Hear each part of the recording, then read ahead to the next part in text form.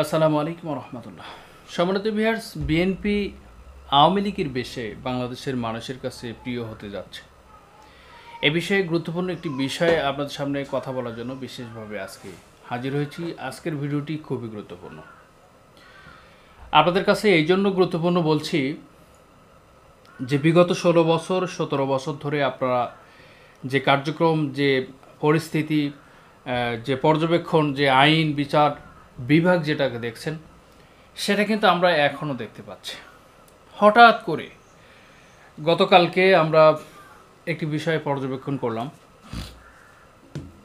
যদি আপনি এটা খেয়াল করতে পারেন তাহলে বিষয়টি বুঝতে পারবেন যে বিএনপি প্রকাশ্য জুলুম করছেন। এর আগে কিন্তু বিএনপি জুলুমের শিকার হয়েছেন, অবিচারের শিকার হয়েছেন। কিন্তু আমি অবিচারের শিকার হয়েছি, জুলুমের শিকার হয়েছি বলে আমাকে যে অবিচার করতে হবে, আমাকে জুলুম করতে হবে, আমাকে এ বিষয়ে তৎপর হতে হবে, আমাকে নতুনভাবে সাজাতে হবে, এইভাবে যদি আমি কাজ করতে থাকি, তাহলে জামাত ইসলামের আমির ডাক্তার শফিকুর রহমান তিনি বলেছিলেন যে এক জালিমের হাত থেকে আরেক জালিমের কাছে যেন দেশটা হস্তান্তর করা না হয়, বা আরেকটা জালিম অধ্যুষিত জালিম প্রশাসন, জালিম বিচার বিভাগ, সব কিছু যেন একটি জালিম, যেটা আমরা 15-16 বছর ধরে যেটা শোষণিত হয়েছি, আমাদেরকে শোষণ করা হয়েছে, সেটাকে যেন আবার রূপান্তর করা না হয়। এটা জনগণকে বিশেষভাবে অনুরোধ করেছেন।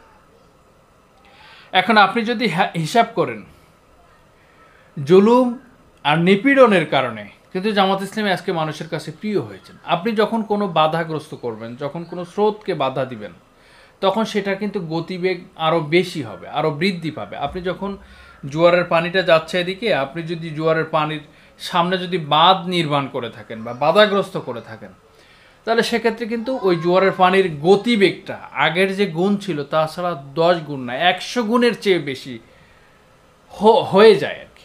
সেটা আপনার একটি ক্রমান্বয়ে একটি বিশেষ সিস্টেমে বা প্রাকৃতিক সিস্টেমে, যেটাকে আপনি বলেন, সেটা কিন্তু হয়ে যায়।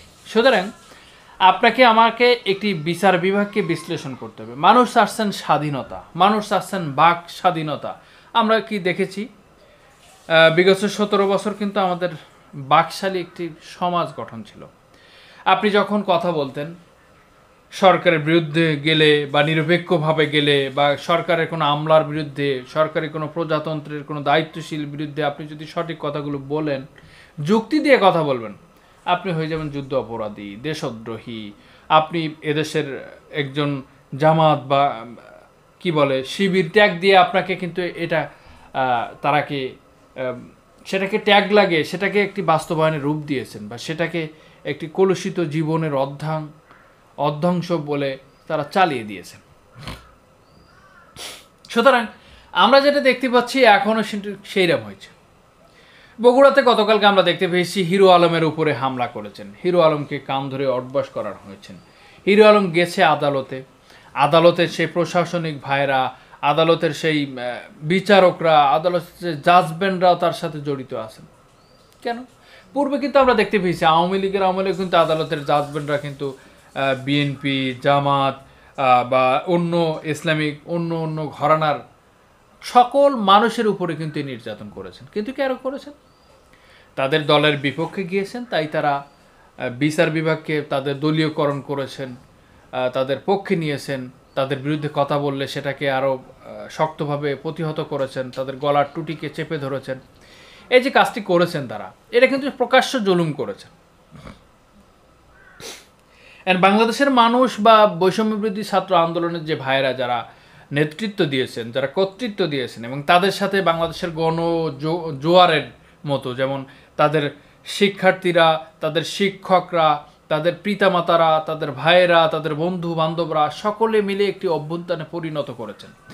এখন সেখানে যদি আপনি হিসাব করে থাকেন, তাহলে বাংলাদেশের একটি গণ অভ্যুত্থানের পরিমাণ বা গণ অভ্যুত্থানের একটি জোয়ার যখন বয়েছে, যখন খুনি স্বৈরাচার শেখ হাসিনা পালাতক হয়েছেন, পালিয়ে গিয়েছেন, সেটাকে কোন দৃশ্যপটের কারণে?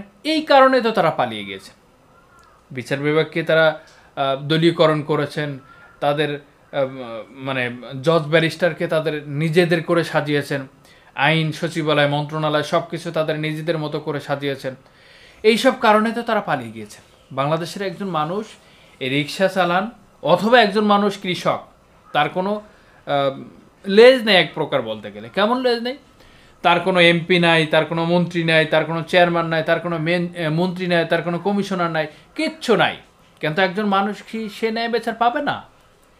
বিগত বছরগুলোতে সেটা পায়নি। সুতরাং এখন একজন হিরো আলম যদি হিরো আলমের বিপক্ষে যদি এটা যায়, জানি না তিনি কি ঘটনা ঘটেছেন, তবে যেটাকে আমি বলতে চাচ্ছি, বিএনপি আর আওয়ামী লীগের বর্তমান যে পরিস্থিতি বা হিরো আলমের যে পরিস্থিতি আমরা পর্যবেক্ষণ করেছি, সেটা কিন্তু প্রায় সেম বা একটু বেশি।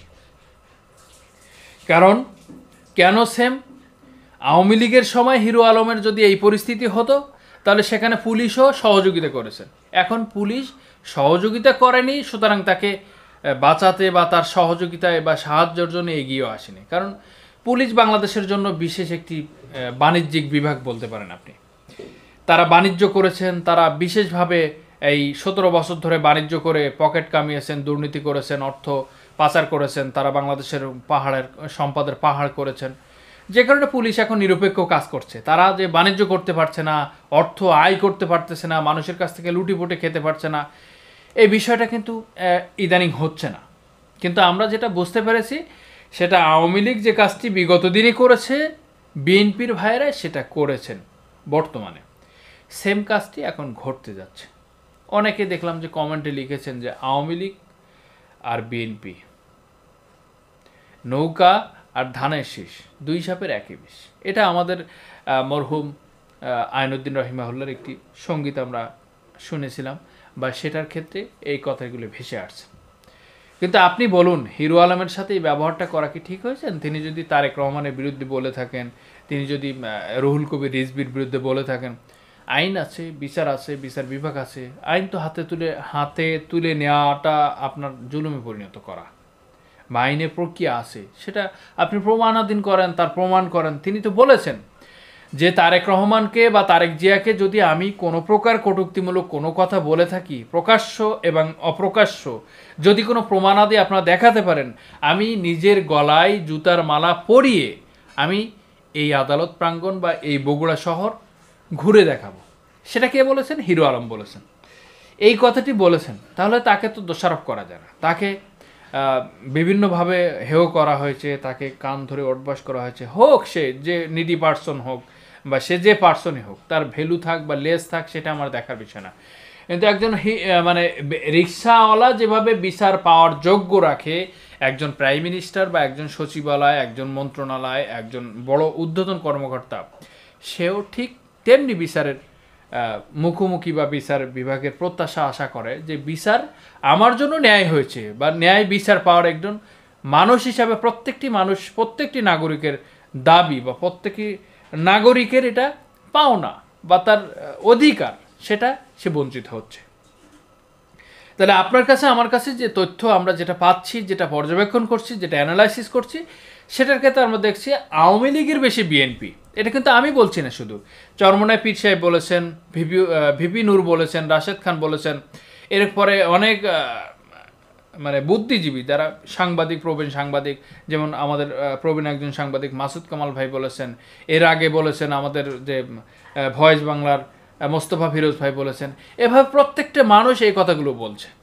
এই জন্য আমি একটু বিচক্ষণ করে আমি আপনাদের সামনে কিছু কথা ভেঙে চুরে বললাম, নিরবিচ্ছিন্নভাবে। হয়তো সাজানো গোছানো হয়নি, আমার কথা হয়তো আপনাদের কাছে নাও সুন্দর লাগতে পারে, তবে এই কথাগুলো সত্য কিনা এটাকে আপনাকে মন্তব্য করতে হবে এবং আমাদের কমেন্ট সেকশনে অবশ্যই জানিয়ে দেবেন। সম্মানিত ভিউয়ার্স, ছোট্ট ভিডিও থেকে আমি বিদায় নিচ্ছি। দেখা হবে আগামী ভিডিওতে। সে পর্যন্ত ভালো থাকুন, সুস্থ থাকুন। আল্লাহ হাফেজ।